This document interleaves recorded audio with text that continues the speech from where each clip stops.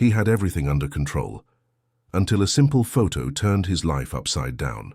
A truth hidden for years now knocked at the door, and nothing would ever be the same. If you enjoy stories like this, be sure to subscribe to this channel. We post daily. Continuing. The air conditioning in the 23rd floor office maintained the exact temperature of 22 degrees, just as Raphael Carter Davies dictated it should be. Every detail in his life followed a meticulous pattern. At 7 in the morning, a double espresso without sugar. At 7:15, 15 minutes of exercise on the treadmill. At 8 sharp, the first meeting of the day. At 38, Raphael had built an empire in technology and investments that stretched across the entire United Kingdom and was beginning to reach other European countries. His company, RCD Holdings, occupied 3 entire floors of London's most modern corporate building, and his name was respected in the country's most influential business circles. That Tuesday in September, however, his impeccable routine would be shattered by a simple phone notification. The board meeting was proceeding exactly as planned. Raphael presided over the oval Italian marble table, surrounded by the 5 directors who commanded the different sectors of his company. On the wall, 3 screens displayed growth charts, quarterly projections, and a detailed schedule of upcoming acquisitions. They were discussing the purchase of an artificial intelligence startup in Manchester when Raphael's phone vibrated on the table. Normally, he would ignore any interruption during meetings, but the name that appeared on the screen made him hesitate. Davies Family Group. It was the WhatsApp group his mother insisted on maintaining to share photos and news of the family scattered across the country. "Excuse me," he murmured, picking up the device. He expected to see another photo of some nephew at a children's party or a recipe some aunt wanted to share. What he saw paralyzed him. The image filled the entire screen. A brunette woman with curly hair tied in a messy bun held a boy of approximately 1 year old in her lap. The child wore a navy blue romper and smiled at the camera, revealing 2 white teeth. But it wasn't the smile that made Raphael's world collapse. It was the eyes. The same dark brown eyes he saw in the mirror every day. The same slightly furrowed brow, the same shape of the face, It was like looking at a miniature version of himself. "Raphael?" Marcus's voice, his financial director, seemed to come from far away. "Are you all right?" He lifted his eyes from the phone and realized everyone in the room was staring at him with concern. His hand trembled imperceptibly as he held the device. I need to..." His voice failed. Raphael had never experienced the sensation of being unable to form words. His mind, always so organized and logical, was completely blank. He looked at the photo again. Below the image, a caption. "My dear niece Isabella, visiting us in the Ambleside with little Michael.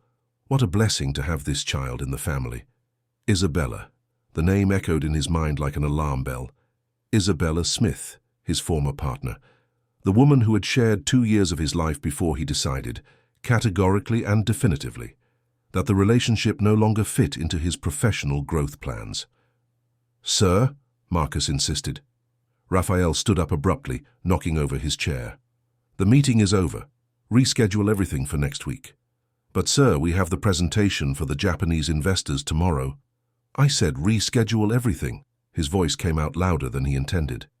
Everyone exchanged glances, astonished. In 15 years with the company, they had never seen Raphael lose control. He left the room with quick steps, almost running down the corridors to his private office. He locked the door and threw himself into the leather armchair, fixing his gaze again on the phone screen. The photo was still there. It was neither hallucination nor nightmare. With trembling fingers, he zoomed in on the image. Every detail of the child's face was a punch to his stomach. How had he not noticed before? How had Isabella hidden this from him? He searched for Isabella's number in his contacts. It was still there, marked only as I. Smith blocked. He himself had blocked the number 2 years earlier, after an argument that had become the definitive end of their relationship. At the time, she had accused him of being incapable of loving anything beyond spreadsheets and contracts. He had replied that that was exactly how he intended to live. He unblocked the number and called. Voicemail. He called again. Voicemail. On the 3rd attempt, she answered.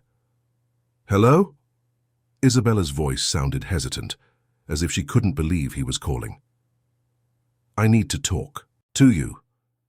Now." "Raphael, what?" She paused, and he heard the sound of a child crying in the background. His heart raced. "Where are you?" "Why do you want to know? We haven't spoken in 2 years." "Because I just saw a photo of my son." The silence on the other end of the line was deafening. Raphael heard Isabella sigh deeply. "It's not what you're thinking. Don't lie to me, Isabella. I saw the photo in the family group. The boy looks exactly like me. How old is he?" "Raphael." "How old?" 15 months. The math was simple and devastating. 15 months meant the child had been conceived shortly before their relationship ended, at a time when he was completely focused on acquiring a logistics company in Birmingham and treated Isabella as a convenient appendage in his life. "Why didn't you tell me? Do you really want to know?" Her voice was filled with hurt. "Because in our last conversation, you told me verbatim that you would never have children, that children were incompatible with your life goals, that I should understand your company would always be a priority." The words came back to his memory like a slap. He had said that. Worse, he had believed it. "Where are you?" he repeated. "In Ambleside, at my sister's guest house." "I'm coming there." "Raphael, no." He hung up before she could finish the sentence. In the next 15 minutes, Raphael did something he never thought possible.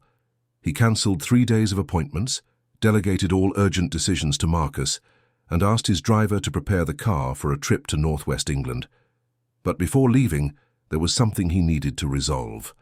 Eleanor Reed was waiting for him at the Dorchester Hotel restaurant, as they had done every Tuesday, for 3 months.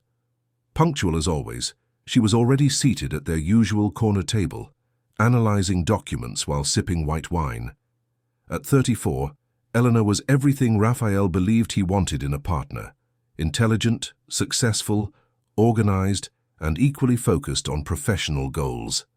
Marketing director of a multinational cosmetics company, she spoke 3 languages, had an MBA from Harvard, and shared his view that relationships should be mutually beneficial strategic partnerships. They had met at a corporate event, and after 6 months of meticulous dating, Raphael had proposed marriage. Not out of overwhelming passion, but because she fit perfectly into the life schedule he had set for himself.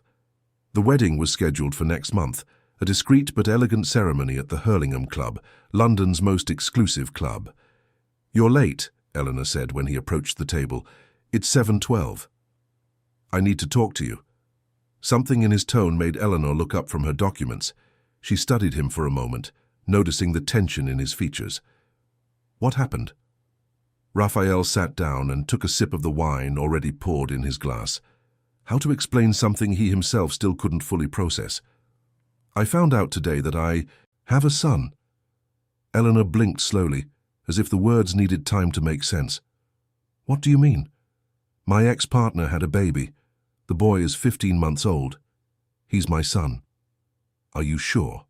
"Absolutely." He showed her the photo on his phone.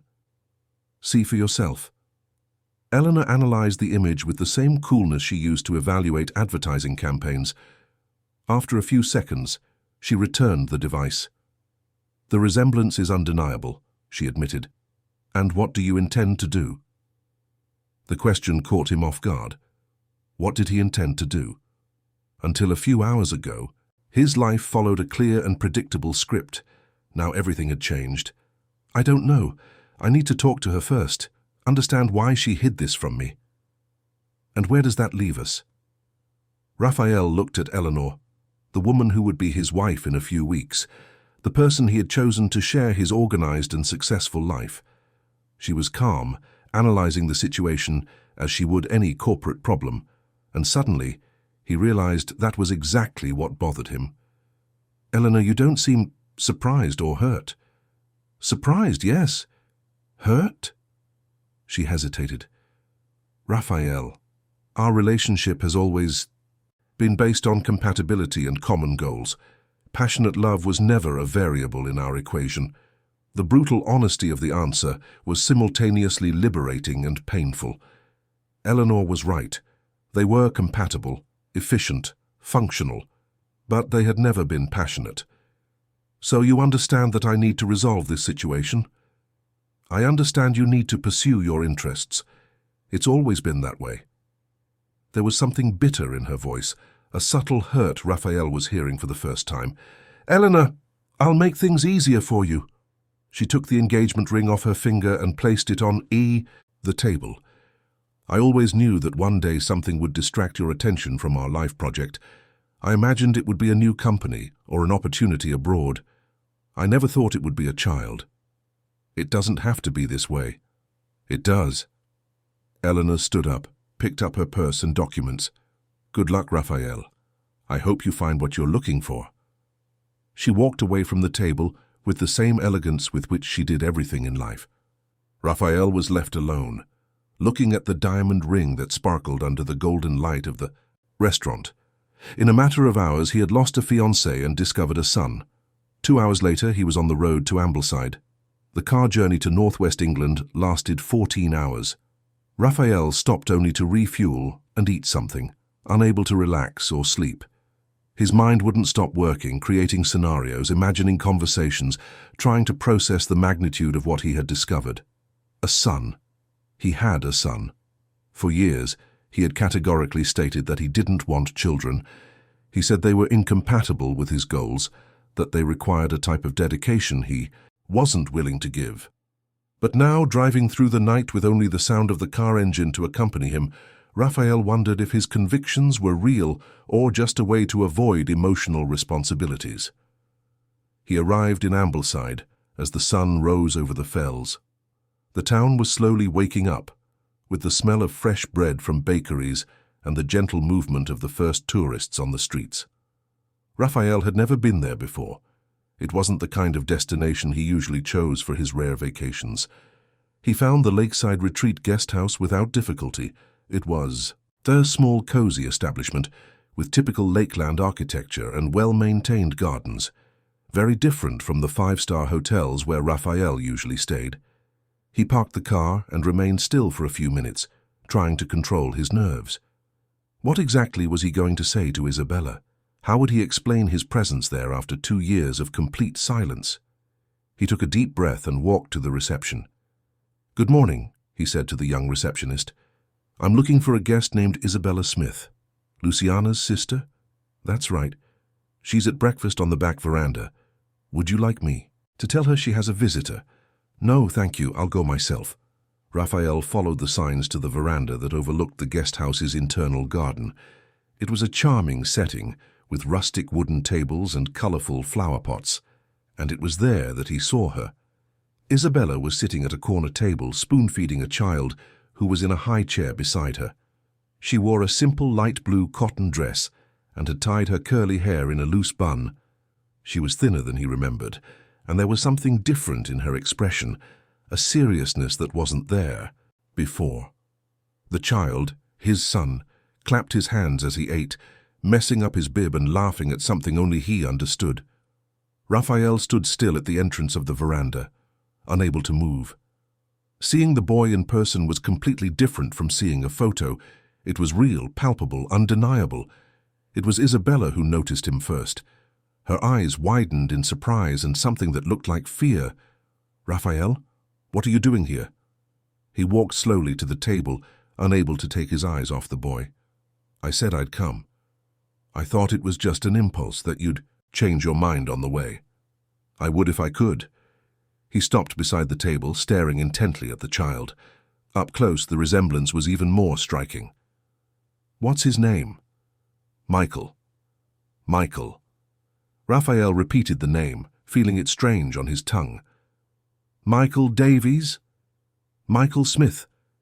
The answer came firm, almost defiant. The name was like a slap in the face. His son bore his mother's surname, not his. Of course he did. Raphael wasn't present when he was born. He wasn't present for anything. May I sit down?" Isabella hesitated, then gestured to the empty chair on the other side of the table. "Why didn't you tell me?" The question came out more accusatory than he intended, because you made your opinion on having children very clear. But it was my right to know. Your right. Isabella dropped the spoon and stared at him. Do you think you have rights over something you abandoned before you even knew it existed? Raphael felt as if he had been punched. I didn't abandon anything. I didn't know. And if you had known? What would you have done? Would you have cancelled your important meetings? Would you have postponed your business trips? Would you have chosen to stay home one night to care for your sick child instead of closing another £1 million deal? Each question was a dagger, because Raphael didn't know the answers. He couldn't imagine what his life would be like with a child. He couldn't visualize himself changing nappies or getting up in the middle of the night to give a bottle. I don't know, he admitted, but we deserved to try. No, Isabella's answer was categorical. I deserved more than attempts. Michael deserved more than a father who would consider him an obstacle to his plans. At that moment, the boy looked directly at Raphael. His dark brown eyes studied the stranger's face with childlike curiosity. Then, inexplicably, he smiled. The smile was devastating. Raphael felt something move inside his chest, a sensation he had never experienced. It was as if a part of himself he didn't know existed had just awakened. May I hold him? Isabella watched him for long seconds, analyzing his expression. He doesn't know you. I know. She sighed and took Michael from the high chair. Carefully, support his head. When Raphael held his son in his arms, for the first time the world stopped. Michael was smaller and more fragile than he expected, but at the same time his presence was the most solid thing he had ever felt. The boy looked at him with interest, raised a tiny hand and touched his face. Dada, Michael babbled, and Raphael was sure he had never heard a more beautiful word in his entire life. He doesn't talk yet, Isabella explained. Just some babbling. Raphael couldn't answer. He was completely hypnotized by the child in his arms. All the rational arguments he had built about not wanting children collapsed. In an instant. How had he been able to live 38 years without knowing it was possible to feel something like this? I'm not going to fight for custody, Isabella said suddenly, if that's what you want to know. Raphael looked up, confused. What? You came all this way because you want to exercise your paternal rights. I understand. I won't stop you. But I also won't pretend we're in a normal situation. Isabella, He searched for words. I didn't come here for legal reasons. I came because I couldn't stop looking at that photo, because the first time I saw my son's face, I felt something I'd never felt in my life. And what was it? Raphael looked at Michael again, who was now playing with one of his shirt buttons. Fear, he admitted. Fear of having lost 15 months of his life. Fear of continuing to lose. Fear of not knowing how to be a father, but mainly fear of living the rest of my life without him. The words came out before he could filter them. They were the purest truth he had uttered in years. Isabella watched him in silence, and Raphael saw tears forming in her eyes. Did you cancel the wedding? The question surprised him. How did she know about the wedding? How? Your mother mentioned it in the family group. She said she was very happy because you had finally found someone suitable. There was irony in Isabella's voice. Eleanor and we cancelled the engagement last night. Because of this? Raphael hesitated. The truth was too complex to be summarized in a simple answer. Because of many things. But yes, discovering I have a son changed everything. At that moment, Michael began to cry. Isabella immediately extended her arms to take him back. He's hungry. I need to give him his bottle. Raphael reluctantly returned his son. The feeling of emptiness when his arms were empty was overwhelming. May I stay? To help? Isabella studied him again, looking for signs that this was just a momentary whim. Raphael, do you really understand what you're asking? Taking care of a child isn't like managing a company. There are no fixed hours, no holidays, no way to delegate responsibilities. I know. Do you really know? Or do you think you know? It was a fair question. Raphael had no idea what it meant to be a father, but he was willing to learn. "Let me try," he pleaded. "Please." Isabella sighed and stood up from the table, holding Michael, who continued to cry. "You can stay today. Tomorrow we'll talk about how this will work." It was a small victory, but it was a start. As he followed Isabella and his son back into the guest house, Raphael knew his life had changed forever. There were no more perfect schedules or infallible plans. There was only a 15-month-old boy who babbled Dada and who, in some mysterious way, had managed to open a door in his heart he didn't even know existed. Behind them, the sun continued to rise over Ambleside, illuminating the beginning of a journey Raphael never imagined he would make. Bourton-on-the-Water was enveloped in the characteristic late March mist when Edward arrived. The hillside town, known for its quaint charm and mild temperatures, buzzed with tourists enjoying the last days of cool weather before winter gave way to autumn. Edward drove slowly through the winding streets, observing the charming guest houses, knitwear shops, and cozy restaurants. Not knowing where to begin his search, he decided to adopt a methodical strategy, applying the same logic he used in business to matters of the heart. He started with the most central guest houses, introducing himself as an old friend looking for Letitia Spencer. On the third attempt at the Cotswold Inn, the receptionist, a friendly middle-aged woman, confirmed that a guest with that name was registered there, accompanied by a child. "But they left this morning," the receptionist informed him, consulting the register book. "They usually return in the late afternoon." Edward thanked her and decided to wait. He settled into the neighboring guest house's cafe, ordered an espresso, and positioned himself strategically where he could observe the entrance to the Cotswold Inn. It was a completely new situation for him. He had never pursued anyone, never acted so impulsively, never placed his personal life above professional commitments. At 17:40, he saw her.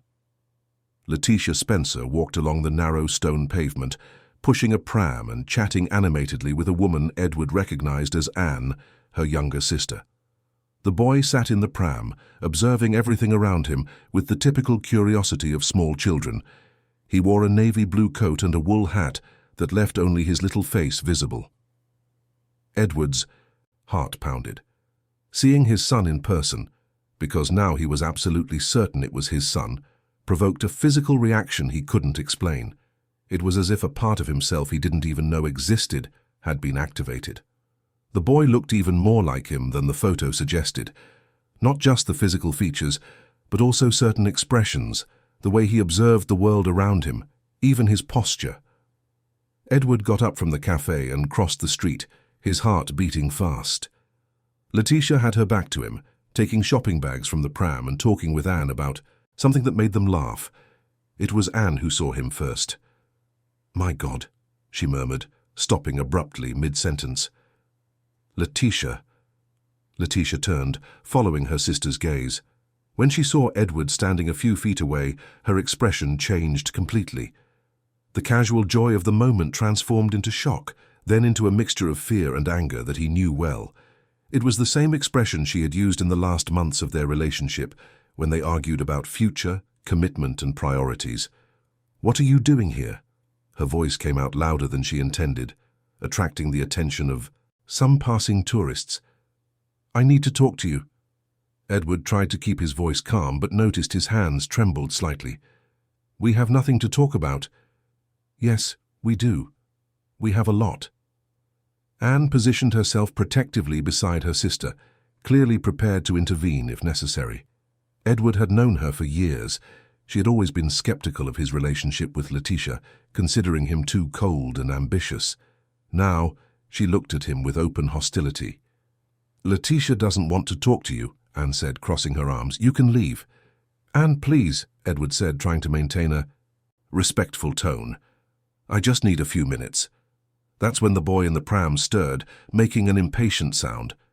Edward lowered his eyes to him and felt as if he had been punched in the stomach. Up close, the resemblance was even more striking. The boy watched him with curiosity, without fear, as if trying to decipher who this tall man was who had caused such a commotion. "Hello," Edward said softly, crouching down to the height of the pram. The boy smiled, an adorable, toothless grin, and extended his tiny hands towards him. Edward looked at Letitia, asking for silent permission. She hesitated for a moment, then nodded almost imperceptibly. Edward delicately touched the small hands. The boy's fingers automatically closed around his index finger with the surprising strength of small children. At that moment, Edward felt something break inside his chest. It wasn't pain exactly, but something akin to the melting of an armor he didn't even know he wore. "What's his name?" he asked, without taking his eyes off the boy's face. Letitia hesitated. "Michael." "Michael," Edward repeated, testing the name. "It's a good name." "It's my grandfather's name," she said defensively. Edward nodded, still observing his son. Michael had started babbling something incomprehensible, but it sounded like an attempt at communication. His expressions changed rapidly, moving from seriousness to a smile, then to concentration, in an emotional dance that was pure innocence. "How many months old is he?" 1 year and 4 months. Edward quickly did the math. Michael had been born in November of the previous year, which meant Letitia had become pregnant in February. They were still dating in February. They had only broken up in May. "Why didn't you tell me?" The question came out harsher than he intended. Letitia stiffened immediately. "Because you made it very clear you didn't want children. Because you said literally that children would hinder your plans. Because I knew exactly what your reaction would be. You didn't give me a chance to react. Do you really think you would have reacted well? You, who constantly complained when I left a coffee mug on your office desk? Who got annoyed when my cat climbed on the sofa? Who considered it a waste of time to visit my family because they didn't talk about business?" Every word was a precise accusation, and Edward knew he couldn't dispute them. He really had been like that. He had built a life so structured, so controlled, that any deviation from routine bothered him. He had treated his relationship with Letitia as just another component of his organized existence, without realizing that she needed space to grow, to be spontaneous, to be herself. "I was wrong," he said simply. "You are," she corrected. "You're still wrong. You're still the same person who puts work above everything else, who measures relationships in terms of productivity, who thinks love is a matter of logical compatibility." Anne touched her sister's arm. "Letitia, let's go up. Michael is getting restless." Indeed, the boy had started to move uncomfortably in the pram, clearly tired after a long day of outings. Edward stood up, realizing he was losing the opportunity to talk. "Please," he said, and there was an urgency in his voice that he himself didn't expect. "Just give me a chance to explain why I'm here. Why I cancelled important meetings, why I drove 3 hours to find you, why what? Why I can't stop looking at that photo." Letitia studied him for a long moment. Edward saw that she was internally struggling between the impulse to protect her son and curiosity about his intentions. "One conversation," she said finally. "Tomorrow, 10 in the morning at the Town Square Cafe. Alone. Anne will stay with Michael. I wanted to get to know him better. I wanted to... First we talk. Then we'll see." Edward nodded, knowing he wasn't in a position to negotiate. He watched them enter the guest house, Michael waving distractedly over Letitia's shoulder as she carried him upstairs. He stood on the pavement for several minutes, trying to process the emotions swirling within him. That night he checked into a nearby guest house and couldn't sleep. He walked around the small but cozy room, mentally rehearsing the conversation he would have with Letitia. He tried to anticipate her questions, prepare his answers, organize his arguments as he did before any important negotiation. But he quickly realized that this wasn't a situation that could be resolved with PowerPoints and spreadsheets. At 10 o'clock the next morning, he was sitting at a table in the Town Square Cafe, as nervous as a teenager on a first date. He had arrived 20 minutes early, a professional habit he couldn't shake, and used the time to observe the town's activity. Families with children, strolling elderly couples having breakfast, young people taking photos in front of the charming shops. It was a completely different universe from the corporate world he inhabited in London. Letitia arrived promptly at 10. She wore dark jeans, a beige wool sweater and flat shoes. Simple clothes that made her look younger and more relaxed than Edward remembered. Her brown hair was longer, loose over her shoulders, and she seemed to have lost weight since they last saw each other. "Thank you for coming," Edward said when she sat down. "I'm here," she replied simply, ordering a cappuccino from the waitress. For a few minutes they were silent. Edward realized he was truly seeing Letitia for the first time in years. During their relationship, he had become accustomed to seeing her through the filter of his own expectations and needs. Now, observing her without an agenda, he noticed details that had escaped him before. The way she touched her hair when she was nervous, how her eyes darkened when she was focused, how there was a silent strength in her posture that he had never perceived. "How did you know?" she asked finally. "My Aunt Margaret saw you yesterday and posted the photo in the family group. She said Michael looked like someone from the Ashworths, but she couldn't remember who." Letitia laughed bitterly. "Your family always had a good memory for faces. Why did you hide the pregnancy?" "I already explained. You made it clear you didn't want children. When I found out I was pregnant, I thought about telling you, but do you remember our last argument? That time you said I was too emotionally dependent, that I demanded too much attention, that you needed someone more independent," Edward remembered. It had been a terrible argument, a few weeks, before they broke up. He had come home after a 5-day business trip and found Letitia visibly upset because he hadn't called once. At the time, he considered her reaction exaggerated. Now he realized she was probably already pregnant and dealing with hormones, fears, and insecurities alone. "I thought," Letitia continued, "that if you considered my need for affection a problem, imagine how you would react to a child who would need 24-hour attention. So you decided to raise Michael alone." "I decided to protect him from having a father who would see him as an inconvenience." The word hit Edward like a slap. Inconvenience. That's exactly what he would have considered a child 2 years earlier. An inconvenience, a complication, a variable that would disrupt his carefully laid plans. "And how have you been managing? Financially, I mean." Letitia stared at him with an expression that mixed pride and defiance. "I work as a freelance graphic designer. I do logos, flyers, small websites. Anne helps me with Michael when I need to focus on bigger projects. We're not rich, but we're doing well." Edward nodded, processing the information. He remembered that Letitia had always been talented with design, but during their relationship, he had never taken her work very seriously. He considered it more of a hobby than a real profession. Now he realized she had transformed that hobby into a source of livelihood for her and her son. "Where do you live?" "In a small town in rural Yorkshire, Haworth. We rent a small house, but it has a garden for Michael to play in. It's quiet, safe. He's growing up surrounded by nature, away from the pollution and stress of London." There was genuine satisfaction in her voice when she spoke about the life she had built. Edward realized she was happy, perhaps happier than she had been during their relationship. "And why did you come to Bourton-on-the-Water?" Anne was going through a difficult patch in her marriage. She needed a few days to think, so I suggested we come here. Michael loves to travel, and I thought a few days in the mountains would be good for all of us. Edward drank his coffee, trying to find the right words for what he wanted to say. "Letitia, I know I made mistakes. I know I was selfish, that I put my career above our relationship, that I didn't appreciate what we had.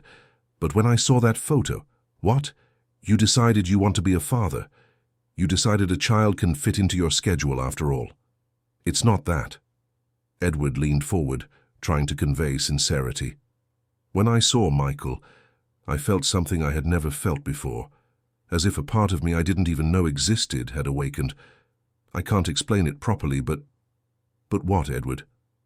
What do you want exactly?" That was the question he had spent the whole night trying to answer. What did he want? He wanted to know his son. He wanted to make up for lost time. He wanted to understand how this new world worked, where a small child could provoke such an emotional revolution. He wanted... "I want to be part of his life," he said finally. "And yours, if you'll let me." Letitia laughed, but there was no humor in her expression. "Edward, you're engaged. You're getting married on Saturday. To Camilla, the perfect woman for your perfect world. Why do you think you can just show up here and change everything?" Edward lowered his eyes to his hands. He had completely forgotten about the wedding from the moment he saw the photo. Camilla, the church, the guests, the honeymoon, all of it seemed to belong to a life that was no longer his. "I haven't married yet," he said. "But you will. In 4 days." "I don't know." Letitia stared at him in disbelief. "What do you mean you don't know?" "I don't know if I want to marry someone who isn't my son's mother." The words came out before Edward could filter their meaning. Letitia turned pale. "Edward, you're being ridiculous. You barely know Michael. You can't make decisions about the rest of your life based on a photo. It's not just the photo. It's what I felt when I saw him yesterday. It's knowing there's a part of me in the world I didn't know. It's realizing that for 2 years you raised our son alone while I lived in a bubble of self-sufficiency." "Our son?" Her voice rose an octave. "Edward, you gave up any right to Michael the moment you chose not to be part of his life. I didn't know about him. And why do you think you didn't know? Because I knew exactly how you would react. You would have offered money, perhaps, or tried to organize a visitation schedule that fit your agenda, but you never would have truly wanted him." Edward was silent for a long moment, digesting the accusation. Was she right? Would he have reacted so predictably and insensitively? Probably yes. The Edward of 2 years ago certainly would have tried to resolve the situation in the most practical way possible, minimizing the impact on his routine. "Maybe you're right about how I would have reacted before," he said finally, "but I'm not the same person anymore." "How so?" "Yesterday, when I saw Michael, I cancelled a meeting for £120 million. I abandoned lawyers, investors, partners. I drove 3 hours without a destination, just to try to find you. I'm sitting here now talking about feelings when I should be in the office closing the most important deal of my career." Edward paused, looking directly into her eyes. "The person you knew would never do that." Letitia was silent, clearly processing what she had heard. Edward took the opportunity to continue. "I know I can't recover 2 lost years.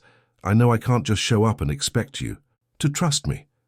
But I want to try. I want to know Michael. I want to learn to be the father he deserves. I want to try again. With you. With him. With the family we should have been." Letitia shook her head slowly. "Edward, you're confusing guilt with love. You're feeling guilty for having missed the first years of Michael's life, and now you want to compensate for it in a grand and dramatic way. But that's not sustainable. In a few weeks, when the novelty wears off, you'll go back to being who you always were. What if I don't? Then you'll destroy everyone's life. Yours, mine, Michael's, Camilla's, because you're making decisions based on emotion, not logic. And you always told me emotional decisions were dangerous." Edward recognized his own words being used against him. During their relationship, he had always advised Letitia to be more rational, to think less with her heart and more with her head. Now, she was applying his own philosophy to the situation. "Perhaps some decisions need to be emotional," he said. "Or perhaps you're having a midlife crisis and decided you want to play daddy." The accusation was so direct that Edward felt as if he had been slapped. But he recognized she had the right to be skeptical. He recognized that his actions could be interpreted as a fleeting impulse, temporary curiosity, the whim of a rich man bored with his own life. "How can I prove it's not that?" Letitia sighed, distractedly stirring her now cold cappuccino. "I don't know if you can." "Edward, Michael isn't an experiment. He's a 1.5-year-old child who doesn't know you, who's used to a routine, who has specific needs. You can't just decide you want to be a father and expect him to adapt to your terms. Then teach me." "How?" "Teach me to be a father. Teach me what Michael likes, what he needs, how to care for him. Give me a chance to show you I'm serious." Letitia looked at him with an expression that mixed skepticism and curiosity. "For how long?" "For as long as it takes." "And Camilla?" Edward hesitated. It was a fair and complicated question. "I'll talk to her. I'll explain the situation and cancel the wedding." "You're going to cancel a wedding because of a son you barely know?" "I'm going to cancel a wedding because I realized I was about to marry the wrong person for the wrong reasons." Letitia was silent for several minutes, clearly struggling with a difficult decision. Edward waited, knowing that pressuring her would be counterproductive. Finally, she spoke. 1 week. What? I'll give you a week. Stay here, in Bourton-on-the-Water. Live with us. Help with Michael. Show that you can put a child's needs before your own. If at the end of the week I believe you're serious, we'll talk about how you can be part of Michael's life. Edward felt his heart race. And if I don't pass the test, then you go back to London, marry Camilla, and pretend you never met us. It was a fair ultimatum, but Edward knew the stakes were high. 1 week to prove he had changed. 1 week to learn to be a father. 1 week to regain the trust of the woman. He now realized he had loved more than he had ever admitted. I accept, he said. Are you sure? Because I won't give you a second chance. If you give up halfway, if you decide it's too difficult, if you get an urgent work call and rush back to London, it's over, forever. Edward extended his hand across the table. I'm sure. Letitia shook his hand briefly. Then let's see what you're made of, Edward Miller Ashworth. The first morning as a test father began with Edward being woken at 5:30 in the morning by Michael's cries. The sound echoed through the thin walls of the guest house, coming from the neighbouring room where Letitia and Anne were staying. Edward immediately got up, put on the first clothes he found, and gently knocked on their door. Is everything all right? He asked when Anne answered, looking exhausted. It's nothing serious, Anne replied, with Michael crying inconsolably in her arms. He always gets like this when he's teething. Letitia went to the pharmacy to buy some numbing gel. Edward watched his son struggling in his aunt's lap, his little face red from crying, tears streaming down his cheeks. He felt a pang of physical pain in his chest, as if the child's suffering were his own. Can I try to calm him? Anne hesitated for a moment, then handed Michael to him. The boy continued to cry, but Edward noticed there was something different about holding a suffering child. It wasn't just the physical weight. There was an emotional responsibility he had never experienced. Hey, champ, Edward murmured, walking slowly down the corridor. I know it hurts. Daddy. Daddy's here. The word daddy came out naturally, surprising him. Michael stopped crying for a few seconds, as if trying to decipher who this man holding him was. Then he started crying again, but with less intensity. Edward continued walking, murmuring soothing words, until Michael finally calmed down and fell asleep in his arms. He was a small warm weight, fitting perfectly against his chest. Edward stood there in the guest house corridor, at 6 in the morning, holding his sleeping son and feeling as if something fundamental had rearranged itself inside him. When Letitia returned from the pharmacy, she found Edward sitting in an armchair in the lobby, still with Michael sleeping in his arms. How long has he been like that? She asked softly. About 40 minutes. Letitia sat in the armchair beside him, studying the scene. Edward noticed she seemed surprised and perhaps impressed. He doesn't usually sleep in strangers' laps, she said. Maybe I'm not a complete stranger to him. Over the next few days, Edward immersed himself completely in the world of fatherhood. He learned that Michael always woke up at 6 in the morning, that he liked mashed bananas for breakfast, that he became irritable when he was sleepy, but refused to sleep unless someone sang to him. He discovered that the boy had a special fascination with keys, the noisier the better, and that his favorite song was a lullaby Letitia had invented about a kitten traveling the world. Edward definitively cancelled the wedding with Camilla in a difficult call on Tuesday. You've gone completely mad, she said, her voice oscillating between disbelief and fury. You're cancelling our wedding because of a child you didn't even know existed. I'm cancelling because I realized I don't love you, Edward replied, surprising himself with his own honesty. And you deserve someone who loves you completely. There was a long silence on the other end of the line. When Camilla spoke again, her voice was controlled, but Edward could feel the pain behind the words. You know this will destroy your professional reputation, right? Cancelling a wedding 5 days before the ceremony because of an old fling. Everyone will think you had a breakdown. Maybe I did. Edward, you're making a mistake you'll regret for the rest of your life. After hanging up, Edward sat on his guest house's veranda, watching Michael play in the garden with Anne. The boy had discovered he could pick small flowers and offer them to adults as gifts. He was completely focused on this activity, running back and forth, collecting daisies and handing them to anyone nearby. "Mummy!" Michael suddenly shouted, running towards the guest house door. Letitia had arrived from the supermarket and was immediately enveloped in an enthusiastic hug. She knelt down to her son's height, receiving a somewhat crushed daisy as a trophy. "For me? How lovely, darling, thank you." Edward watched the interaction with a pang in his heart. There was a natural intimacy between mother and son that he envied. They understood each other without words, shared small rituals, had their own language of affection and play. He was an intruder in that universe, trying to find his place in an already established dynamic. "How was the supermarket?" Edward asked, approaching. "Quiet. I bought some things for lunch." Letitia hesitated for a moment, then said, "Do you want to help cook? Michael loves to help in the kitchen." It was the first time she had actively included him in an activity. Edward immediately accepted. The guest house kitchen was small but well equipped.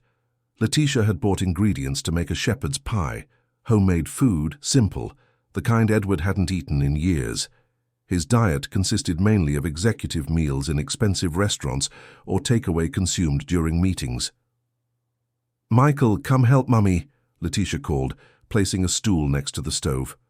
Michael ran to the kitchen, climbed onto the stool, and stood on tiptoes to see what was happening in the pan. Edward positioned himself on the other side, watching Letitia teach her son to stir the meat with a wooden spoon. "Like this, slowly, that's right, very good." The boy was completely focused, his tongue sticking out in concentration. Occasionally, he looked at Edward, as if to make sure he was paying attention to his culinary performance. "Has he always been so interested in cooking?" Edward asked. "Ever since he started walking. I think he likes to feel useful." Letitia smiled, wiping a smudge from Michael's face. "And he loves making a mess, of course." Edward laughed. "Can I try to teach him something?" Letitia looked at him assessingly. "You can peel the potatoes, but be careful. He'll want to help, and knives don't mix with 1.5-year-olds. Edward picked up a vegetable peeler and some potatoes, positioning himself next to Michael. "Come here, champ. I'll show you how it's done." Obviously, Michael couldn't hold the peeler properly, but Edward guided his little hands, helping him make movements that simulated peeling. The boy was fascinated by the activity, especially when the peels fell into the bowl with little plops. "Daddy," Michael suddenly said, looking directly at Edward. The world stopped. Edward froze, the potato peeler suspended in the air. Michael had just called him Daddy. For the first time. Without hesitation, without awkwardness, as if it were the most natural thing in the world. Letitia also stopped what she was doing, clearly surprised. Anne, who was in the living room watching television, appeared at the kitchen door with a curious expression. "He never—" Letitia began. "Daddy, potato," Michael repeated, pointing to the vegetable in Edward's hand. Edward felt his eyes well up with tears. It was just one word, uttered by a child who was still learning to speak, but it represented acceptance, recognition, belonging. For the first time in his life, someone considered him a father. "Yes, champ," Edward said, his voice choked. "Daddy's peeling the potato for you." Letitia watched him with an indescribable expression. There was surprise, tenderness, and something that could be the beginning of trust. That afternoon, after lunch and Michael's mandatory nap, Letitia suggested they go to the town park. It was a simple place, with some wooden play equipment, a small lake with ducks, and plenty of green space for children to run. Michael was ecstatic with the ducks. He ran back and forth along the lake's edge, pointing at the birds and shouting, "Duck, duck," with contagious enthusiasm. Edward found himself genuinely laughing, something he realized he hadn't done in months.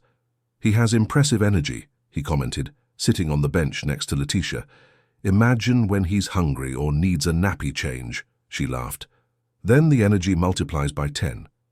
Edward watched his son playing, noticing things he hadn't perceived before. The courageous way Michael approached the ducks, even though he was much smaller than them. The generosity with which he offered pieces of bread to other children, even when his own portion was running out. The way he smiled at strangers, without fear or suspicion. "He's a happy child," Edward said. He is. Always has been. Letitia paused. I worried that the absence of a father would affect him, but Michael has always been very sociable, very confident. You did an amazing job. Edward expected her to reject the compliment or make some sarcastic comment about his absence, but Letitia simply nodded. Thank you. It wasn't easy, especially in the first few months, but Anne helped me a lot, and Michael is an easy child to love. They remained silent for a few minutes, watching Michael try to convince a particularly stubborn duck to accept a piece of bread. Edward, Letitia said finally, can I ask you something? Of course. What do you really want? Long term, I mean. Because a week in Bourton-on-the-Water playing daddy is one thing, but real life is another.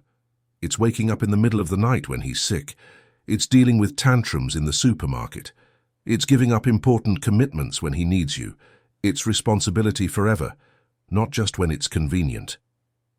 Edward considered the question carefully. It was a fair and complex question. I want to learn to be the father he deserves, he said finally. I know it. Won't be easy, I know I'll make mistakes. But I want to try, I want to be part of his life, truly. And your company, your businesses, your life in London. I'll have to reorganize everything, maybe hire more people, delegate more responsibilities, maybe move the office to a town closer to you. You would do that? Edward looked at Michael, who had managed to make friends with a slightly older girl, and now the two were playing, throwing pebbles into the water. I would. I've already started, in fact. I cancelled the wedding, cancelled important commitments. I'm here talking about reorganizing my entire life because of a boy I met 3 days ago. And that doesn't scare you? Terrifies me, Edward admitted, but doing nothing would scare me more. That night, after Michael had fallen asleep, Edward had his first truly deep conversation with Anne. They were sitting on the guest house veranda, drinking wine and watching the town lights. Can I tell you something? Anne said suddenly. You can. I always thought you were a jerk. Edward almost choked on his wine. Anne laughed at his expression. Sorry, but it's true. I thought you treated my sister like an accessory, like someone who existed to complete your perfect life.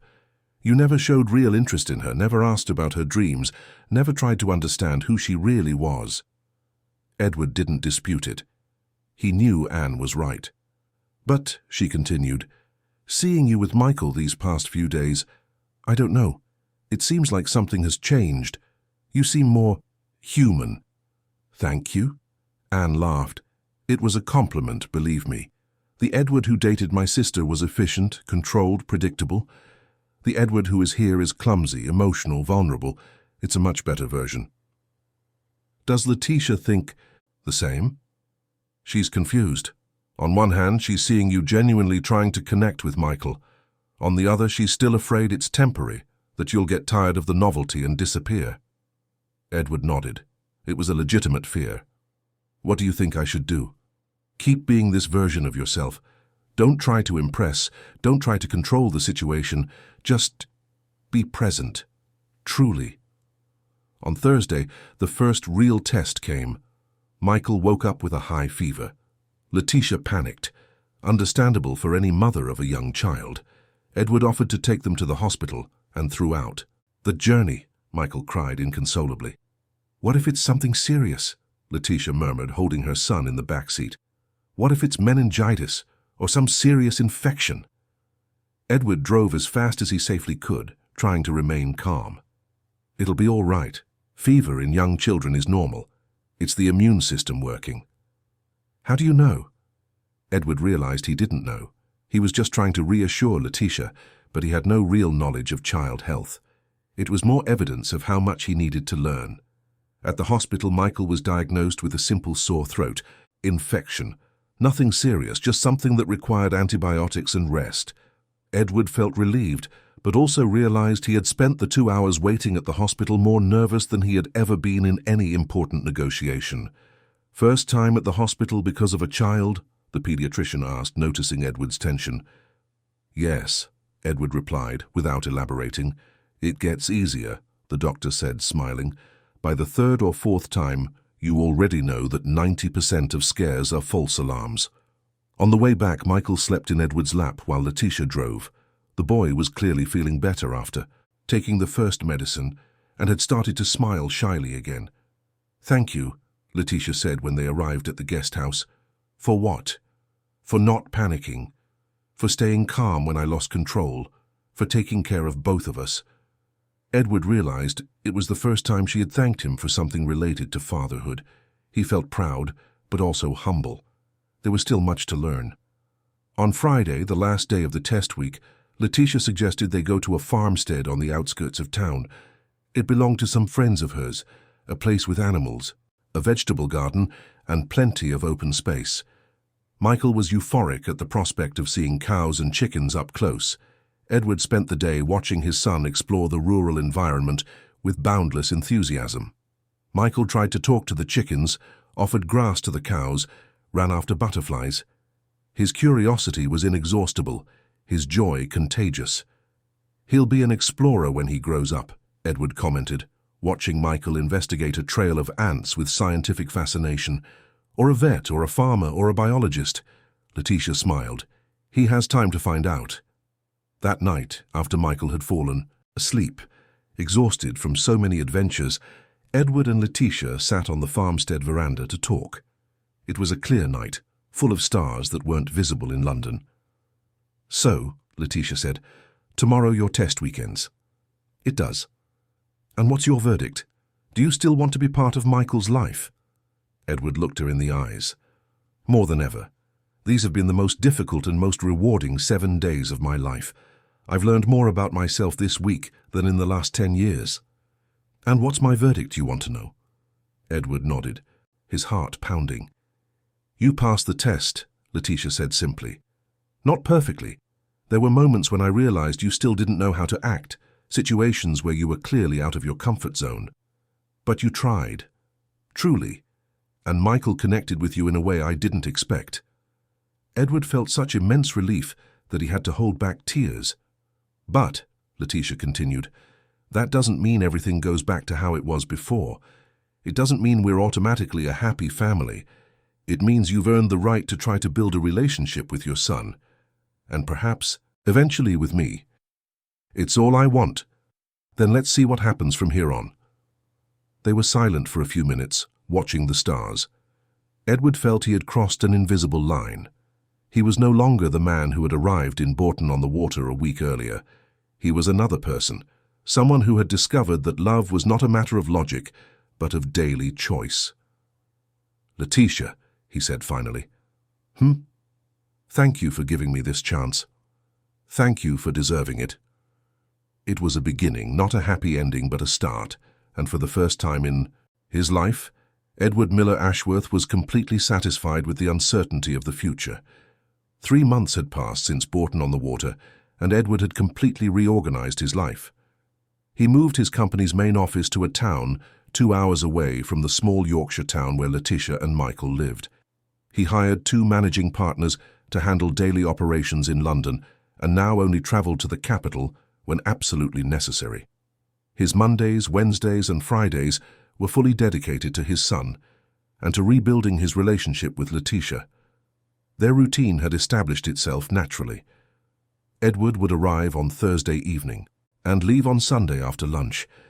During these days, he and Michael developed their own rituals: breakfast at the corner bakery, where Michael liked to chat with the baker about the different types of bread, afternoons at the municipal park, where Edward had taught his son to ride a tricycle, shared baths full of rubber duck playtime, and bedtime stories, which Edward invented about a brave boy named Michael who traveled the world making friends. The house Letitia rented was small but cozy. Edward had offered to buy a larger property, but she refused, preferring to maintain her financial independence. He respected her decision, though he had secretly set up a substantial savings account for Michael's future. The relationship between Edward and Letitia evolved slowly, like 2 people learning a new dance. There were moments of intimacy, deep conversations after Michael fell asleep, shared laughter at the boy's mischief, glances that lingered longer than they should. But there was also caution on both sides. Letitia still constantly tested whether Edward had truly changed, and Edward was still learning to navigate the complexities of being a father and potential partner at the same time. One Thursday in June, Edward was playing with Michael in the living room when his secretary Marianne entered with a worried expression. "Dr. Edward, you have a call. It's a woman. She said it's about Michael." Edward looked up from his papers, his heart racing. "Letitia?" "No, sir. She said it's Anne, Letitia's sister. It sounds urgent." Edward answered the call immediately. "Anne?" "Edward, thank you for answering." Anne's voice was clearly altered, loaded with an urgency that made Edward's stomach churn. "I need to talk to you. It's about Michael." "What happened to him? Is he all right? Is he hurt?" "He's physically fine, but—" "Edward, can you come here to Yorkshire today?" "Of course, but tell me what's going on." Anne hesitated before replying. "Michael is asking for you every day, and he's been behaving strangely since you stopped coming." Edward felt a pang in his heart. "What do you mean?" "He suddenly stops playing and stares at the door as if waiting for someone. He doesn't sleep well. He cries when he sees other children with their parents. Yesterday he picked up a photo of you that Letitia had kept and wouldn't let go. He fell asleep hugging it." Edward closed his eyes, feeling the pain of separation multiplied by knowing Michael was also suffering. "And Letitia, how is she?" "Devastated, but too stubborn to admit she made a mistake." "Edward, I know what happened between you.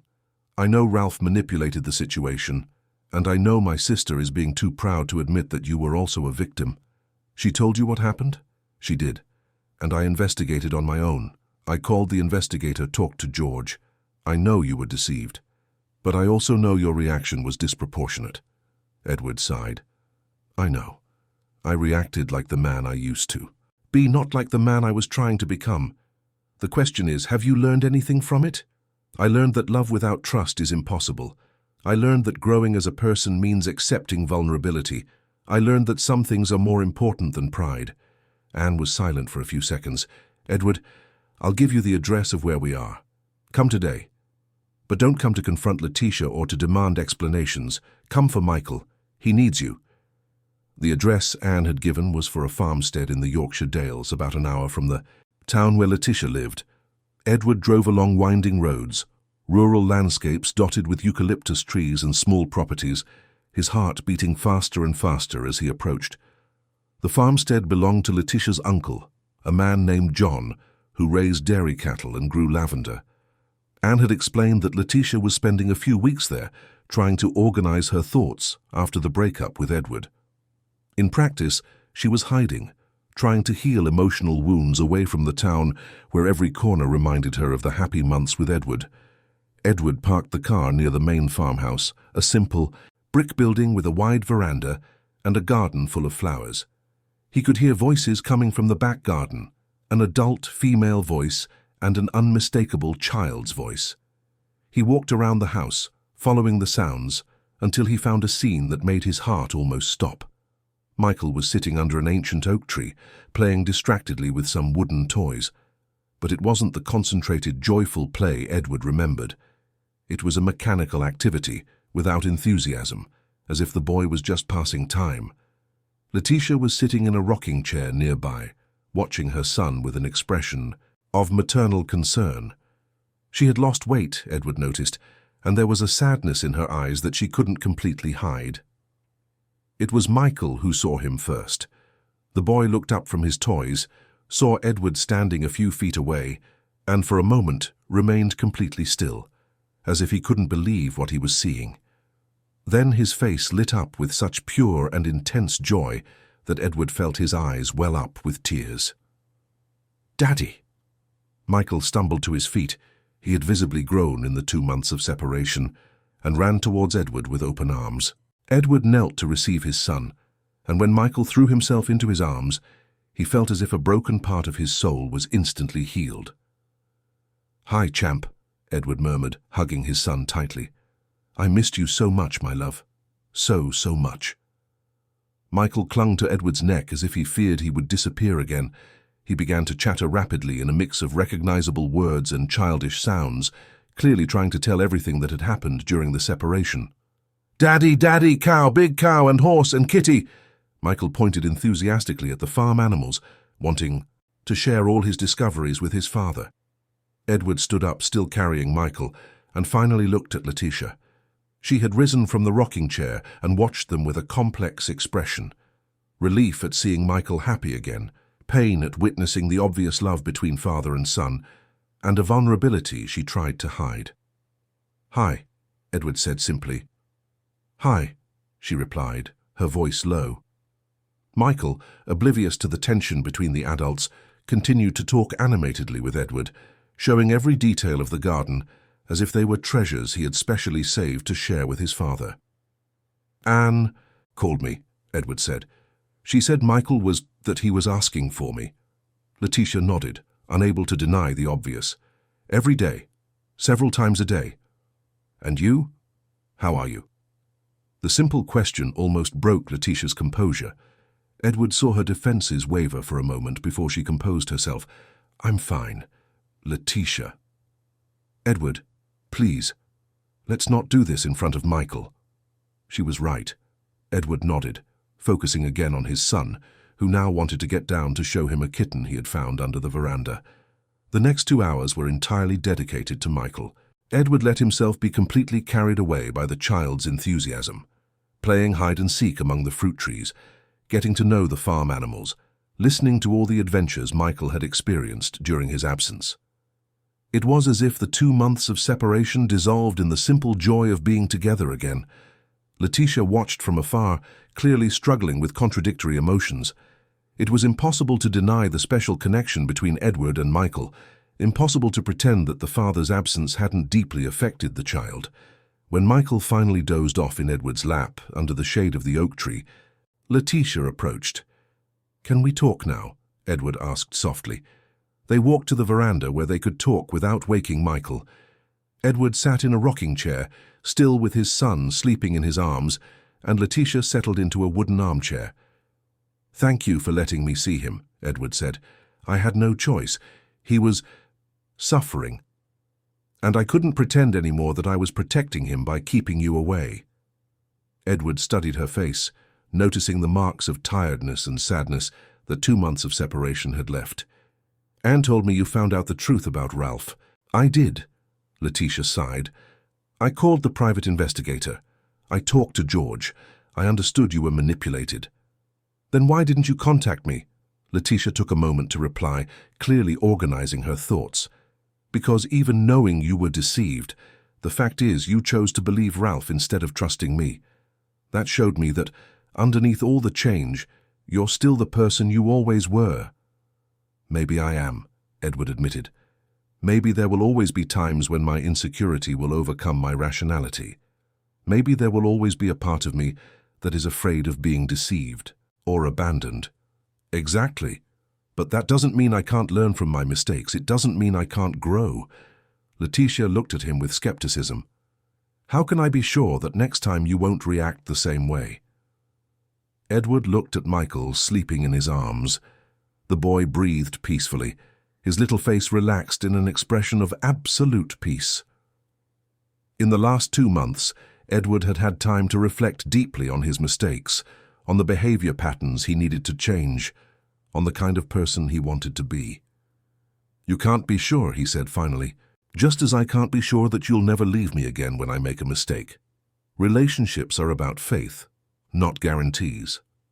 "Edward, Letitia, I spent 2 months thinking about what happened, and I realized one thing.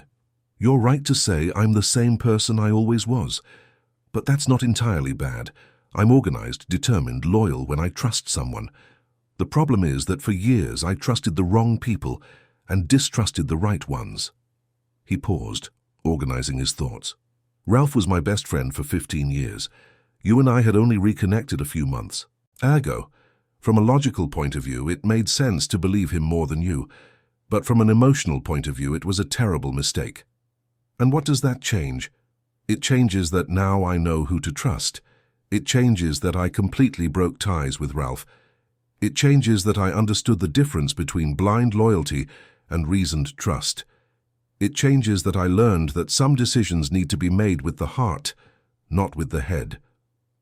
Letitia was silent for several minutes, watching Michael sleep. Edward realized she was struggling internally, weighing risks and possibilities. "Edward, I love you," she said finally, her voice low but firm. "I never stopped loving you, even when I was furious, but loving you is scary, because it means accepting that you will always be someone who thinks too much, who questions too much, who will sometimes choose logic over faith. And for me, loving you is scary because it means accepting that you will always be someone who feels too much, who will sometimes demand more emotion from me than I know how to give, who will constantly force me out of my comfort zone." They looked at each other for a long moment, recognizing the truth in the other's observation. "Maybe the question isn't changing who we are," Edward said.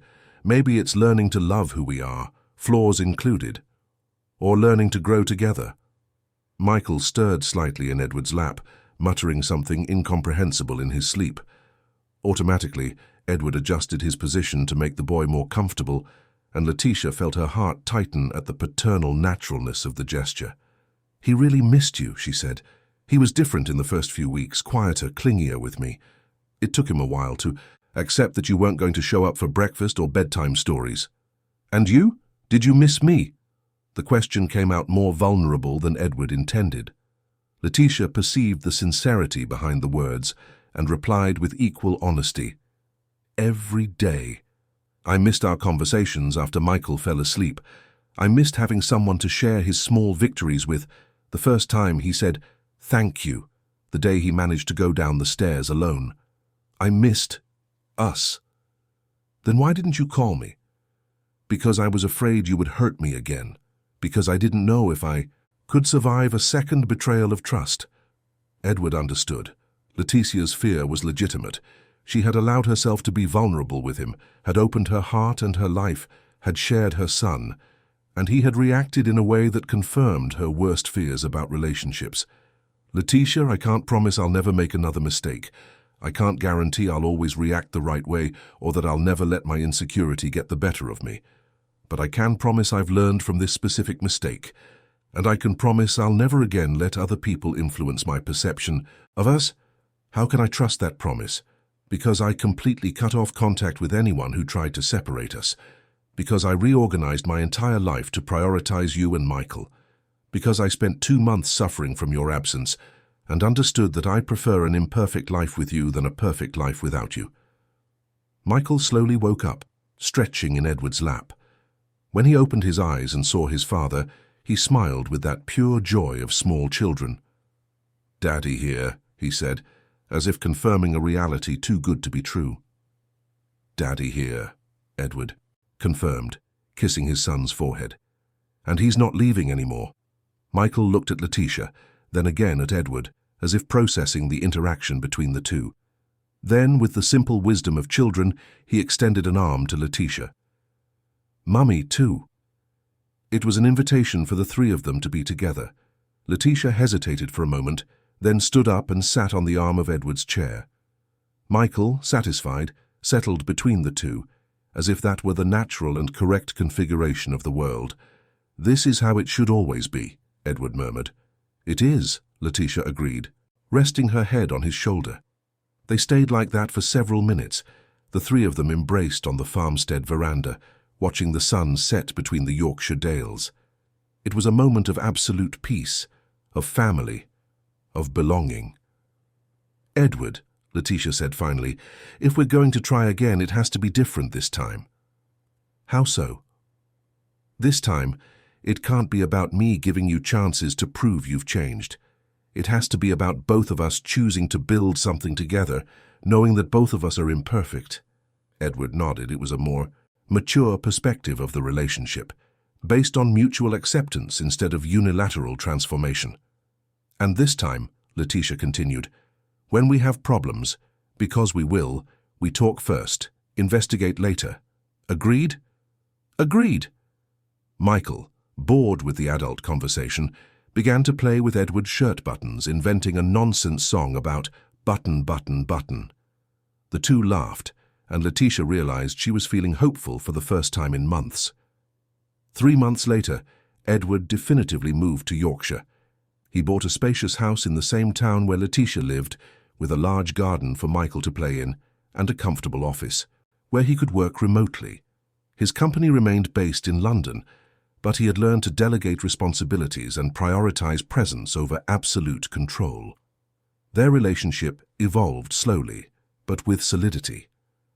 They spent their days together as a family, but Letitia maintained her own house until she was sure they were ready for a complete union. It was a healthy caution that Edward completely respected. Michael flourished with his father's constant presence. He learned to ride a bicycle with Edward holding the back, developed a passion for cars influenced by the stories his father told about business trips, and formed the habit of helping Edward work, sitting on his lap during video conferences and occasionally appearing on screen to greet important clients. At Christmas that year, Edward proposed to Letitia. It wasn't a grand proposal. He had learned that simple, sincere gestures were more valuable than extravagant displays. It happened during breakfast on a typical Sunday morning, with Michael playing on the living room floor and Letitia making pancakes. "Letitia," Edward said, taking a small box from his pocket. "What's that?" A question. Edward knelt on the kitchen floor amidst Michael's toys and breakfast crumbs. "Will you marry me? For real this time, forever, with all the flaws included?" Letitia looked at the ring, simple, elegant, unostentatious, then at Edward kneeling among the toys, then at Michael, who had stopped playing to observe the scene with curiosity. "Only if it's a family of 3, she said. "It's the only family I want." "Then yes." Michael, not fully understanding what was happening but realizing it was something happy, applauded enthusiastically. "Daddy! Mummy! Party!" The wedding happened 6 months later, in a simple ceremony in Edward's backyard. Only close family and intimate friends were present. Michael was the page boy, carrying the rings on, a small cushion he himself had helped choose. His only requirement was that it be blue, his favorite color at the time. During the exchange of vows, Edward promised to love, honor, and trust, and Letitia promised to love, support, and be patient. They weren't traditional vows, but they perfectly reflected what each needed to hear from the other. The party was filled with homemade food, local folk music, and many embarrassing stories told by family members. Michael was the center of attention, running among the guests and distributing hugs indiscriminately. Anne gave an emotional speech about second chances and first true loves. Edward's mother, who had initially been skeptical about Letitia, publicly declared that she had gained the most perfect daughter-in-law and grandson in the world. 2 years after the wedding, Sophie, the couple's first biological child, was born. Michael, 4 years old at the time, took his role as older brother very seriously, insisting on helping with all baby-related activities. Edward discovered that loving 2 children didn't divide his heart, but multiplied it. The company continued to prosper, but Edward had learned to set boundaries. Work was important, but family was essential. He was present for all of Sophie's doctor appointments, for all of Michael's school presentations, for all the important and everyday moments that formed a family life. Letitia flourished as a mother of 2 and a wife. Her graphic design business grew considerably, especially after Edward helped her professionalize the operation and expand her client portfolio. She maintained her financial independence, but now there was a true partnership in planning the family's future. Ralph never made contact again. Edward learned from mutual acquaintances that he had married an executive he met at a corporate event, but he never showed curiosity about his ex-friend's life. Some betrayals were permanent, and Edward had learned to protect his family from people who didn't wish them well. One June night, 5 years after the wedding, Edward was lying in bed, watching Letitia breastfeed Sophie. Michael, now 6 years old, had fallen asleep between them after insisting he wanted to talk about the day before going to his own room. "What are you thinking about?" Letitia asked, noticing his contemplative gaze.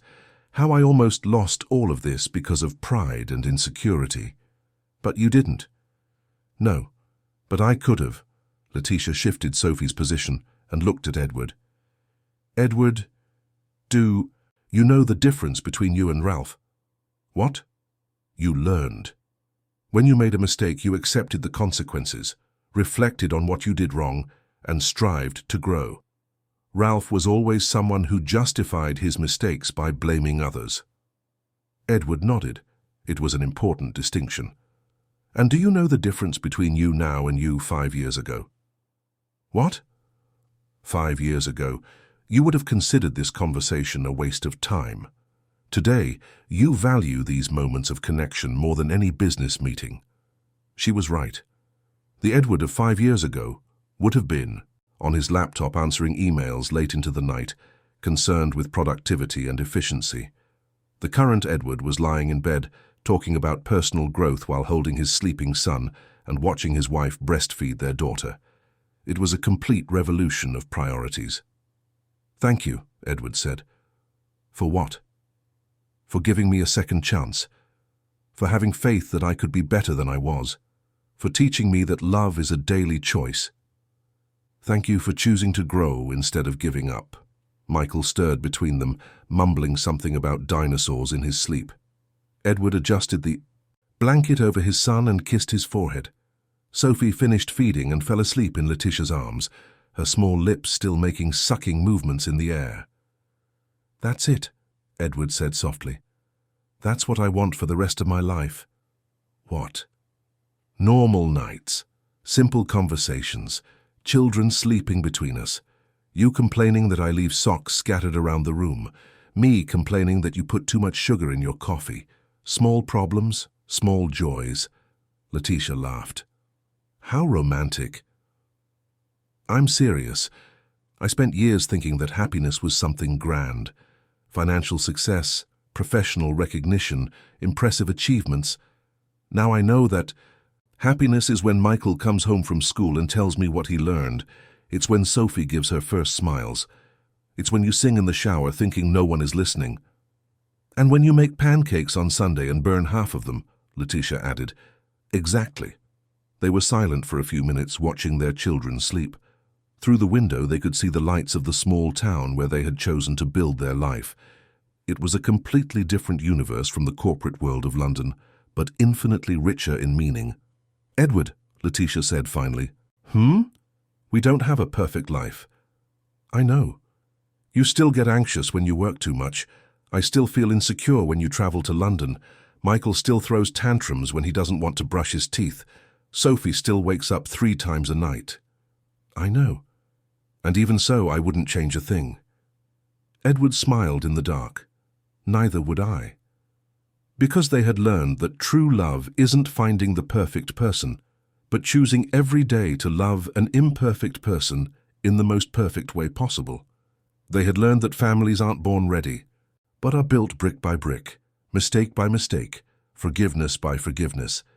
And they had learned that sometimes the best endings are those that look like beginnings, not because they end, but because they promise to continue forever. The next morning, Michael woke up early and jumped into his parents' bed as he did every morning. Sophie began to cry, signaling it was time for the first breakfast of the day. Letitia got up to prepare the bottle. Edward got up to help Michael get dressed for school. It was a completely ordinary morning for a completely normal family. And it was absolutely perfect.